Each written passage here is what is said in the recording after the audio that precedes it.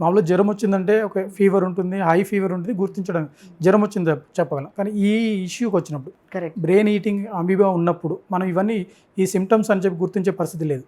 అలా ఏం కాదండి. బేసిక్‌గా ఫీవర్ చాలా హై గ్రేడ్ ఫీవర్స్‌లో చాలా మందికి హెడేక్ వస్తుంది. సో, ఫీవర్, హెడేక్ చాలా కామన్ కాంబినేషన్. ఫీవర్, హెడేక్ ఉన్న ప్రతిసారి మనము ఒకరోజు వచ్చింది, ఫీవర్ వచ్చింది, హెడేక్ వచ్చింది, ఇమ్మీడియట్‌గా డాక్టర్ దగ్గరికి వెళ్ళాలి. యూజువల్‌గా వెళ్ళరు కదా! అదే అడుగుతున్నారు కదా మీరు. సో, ఫీవర్, హెడేక్ ఉన్నంత వరకు ఓకే. న్యూరాలజీ అంటే ఏంటండి, ఇంతకు ముందు మనకు ఒక ప్రీవియస్ బేస్ లైన్ ఫంక్షన్ ఉంటుంది. ఇలా నా చెయ్యి ఇలా వాడుతున్నాను, నేను ఈ పని చేయగలను, ఇలా మాట్లాడగలను, ఇలా ఆలోచించగలను, ఇలా నడవగలను. ఓకే. ఆ ఫంక్షన్ ఎప్పుడైతే తేడా వస్తుందో ప్రీవియస్ నార్మల్ బేస్ లైన్ నుంచి నేను కాన్షియస్గా ఉంటాను, అలర్ట్గా ఉంటాను. అంత అలర్ట్నెస్ లేదు ఇప్పుడు. సడన్గా నేను డ్రౌజీ అవుతున్నాను, మధ్యలో కంటిన్యూస్ ఫ్లో స్పీచ్ లేదు, మాట మధ్యలో జారిపోతుంది. అవతల వాడు చెప్తున్నది ఇంతకుముందు చాలా అలర్ట్గా ఉండేదాన్ని, చాలా ఈజీగా అర్థమయ్యేది, ఇప్పుడు నాకు అలర్ట్నెస్ లేదు, అర్థం కావట్లేదు, కన్ఫ్యూజ్ అయిపోతున్నాను. This is alerting. ఓకే. ఎప్పుడైనా ఫీవర్, హెడేక్ ఒక రోజు ఉంది, ఇమీడియట్గా డాక్టర్ దగ్గరికి వెళ్ళాలా అంటే అట్లీస్ట్ న్యూరలాజికల్ ఇల్నెస్ వరకు చూసుకుంటే ప్రీవియస్ నార్మల్ ఫంక్షన్ ఏదైతే ఉందో అది నేను క్యారీ చేయలేకపోతున్నాను ఈ మూమెంట్లో అంటే it is abnormal. So that is the first sign brain dysfunction వస్తుంది అని. అప్పుడు ఇమీడియట్గా మూవ్ అవ్వాలన్నమాట. అంటే ఫంక్షనలీ అబ్నార్మల్ అవ్వడమే ఫస్ట్ అలర్టింగ్ సైన్.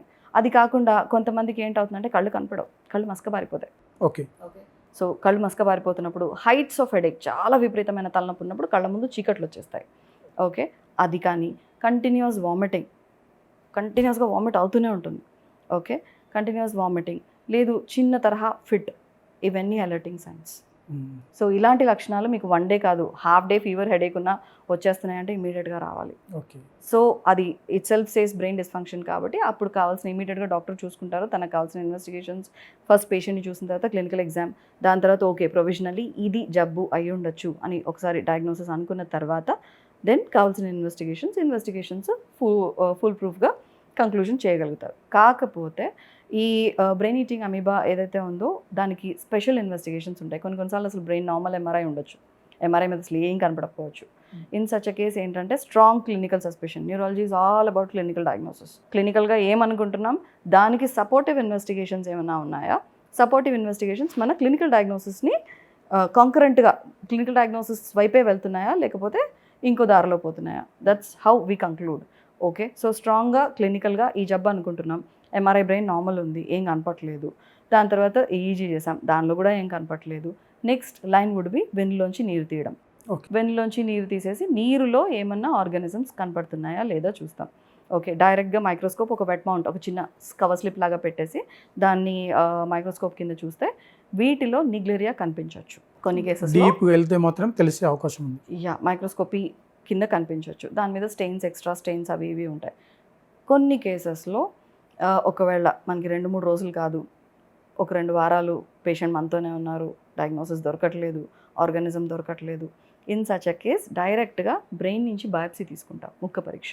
ఎక్కడైతే సీక్వెన్షియల్ ఎంఆర్ఐస్ ఉంటాయండి. ఫస్ట్ ఎంఆర్ఐ కనపడలేదు అంటే ఒక 2-3 రోజులు ట్రీట్ చేసాం, పేషెంట్ రెస్పాండ్ అవ్వట్లేదు, డయాగ్నోసిస్ ఇంకా unclear, so second round MRI స్లోగా ఇవాల్వ్ అవుతుంది. ఫస్ట్ ఎంఆర్ఐ నార్మల్ ఉంటే రెండో ఎంఆర్ఐ నార్మల్ ఉండాల్సిన అవసరం లేదు.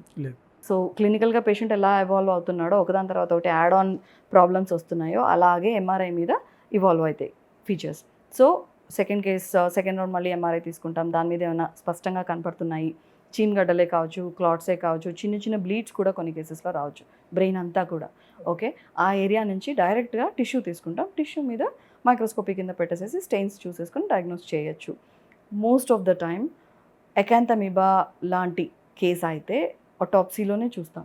చాలా అంటే పేషెంట్ బతికున్నప్పుడు డయాగ్నోసిస్ కొన్నిసార్లు దొరకదు. అట్ దట్ పాయింట్ మేమేం చేస్తామంటే డయాగ్నోసిస్ దొరకట్లేదు, కంటామినేటెడ్ అనుకుంటున్నాం, ఇన్ఫెక్షన్ అనుకుంటున్నాం. So in that case it is of social interest. So ఒకరికి డయాగ్నోసిస్ వచ్చింది, రేర్ డిసీజ్ వస్తుంది, ఇలా హిస్టరీ ఏమైనా ఉంది, ఒక లాస్ట్ ఫ్యూ వీక్స్లో ఏదైనా ఇట్లా ఫ్రెష్ వాటర్ పూల్లోనో లేకపోతే ఏదైనా స్టాగ్నెంట్ వాటర్ బాడీలోనో దూకారు, స్నానం చేశారు, మునిగారు, ఇలాంటివి ఏమైనా హిస్టరీ ఉంది అంటే కనుక డెఫినెట్గా we will take consent of patient attendants ఉంటారు కదా, వాళ్ళ కన్సెంట్ తీసుకొని ఆటోప్సీ చేసేస్తాం. ఆటోప్సీలో కూడా in fact we go head with the diagnosis there, okay this is what it is అని. In fact my first case of acanthamoeba is autopsy diagnosis. నా first case ఆటోప్సీలోనే చూసాను నేను, క్లినికల్గా అసలు ఏం దొరకలేదు. ఎవ్రీథింగ్ వాజ్ నెగటివ్, మొత్తం blood workup negative, MRI negative, వెన్లోంచి నీరు తీసాం అది negative, EEG negative, and brain biopsy చిన్న ముక్క తీస్తాం కదా, so it doesn't represent the whole of it. అవును. ఓకే, ఎంఆర్ఐ నెగటివ్ ఉన్నప్పుడు మేము బ్రెయిన్ బయాప్సీ తీసుకున్నప్పుడు that also may turn negative. కనపడడం లేదు కదా, ఏ ఏరియా నుంచి బయాప్సీ తీసుకోవాలనేది స్పష్టత లేనప్పుడు బ్లైండ్గా వెళ్తాం.